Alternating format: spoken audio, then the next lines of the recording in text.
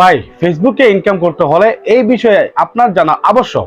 ফেসবুকের নতুন update policy issue এর মধ্যে একটা নতুন ইস্যু হাজির হয়েছে, যা আপনাদের অনেকের জানা নেই। সেটা হলো কন্টেন্ট ইজ নট আর্নিং। আপনি আমার পাশে যেটা দেখছেন, এই রকমের অনেকে আমরা দেখেছি আমাদের মনিটাইজেশনের পাশে লেখা দেখাচ্ছে। এইটা কি কারণে আসে আর কেন আসে এবং কিভাবে এই প্রবলেমকে সলভ করা যায়, এই নিয়ে একটু বিস্তারিত আলোচনা করব। আপনি ধৈর্য সহকারে এই ভিডিওটা লাস্ট পর্যন্ত দেখবেন।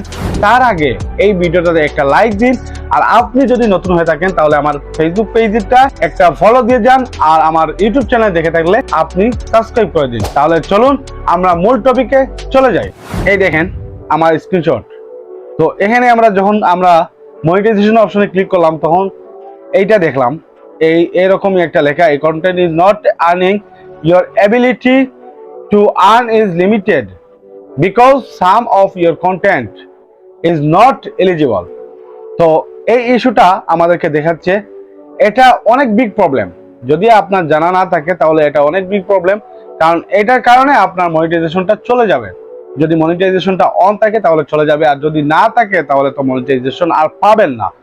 তো এটা আমরা কিভাবে সলভ করব? সোজা চলে যাব আমরা ফেসবুকে। সেখানে আসলাম, আসার পরে তো আমরা এখানে আসার পরে আমরা এই প্রোফাইল আইকন আমরা কি করব, ক্লিক করব। ক্লিক করার পরে আমরা ঢুকলাম। ঢোকার পরে এখানে আমরা দেখতে পাচ্ছি আমাদের পেজটা নাম এখানে শো করছে। তো আমরা এখানে ক্লিক করব।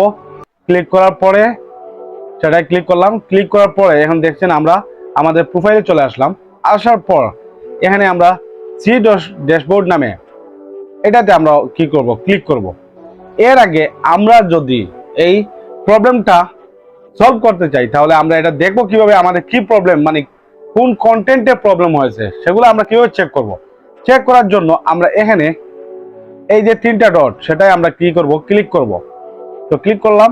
করার পরে আমরা যাব সোজা, এখানে দেখতে পাচ্ছেন পেজ স্ট্যাটাস।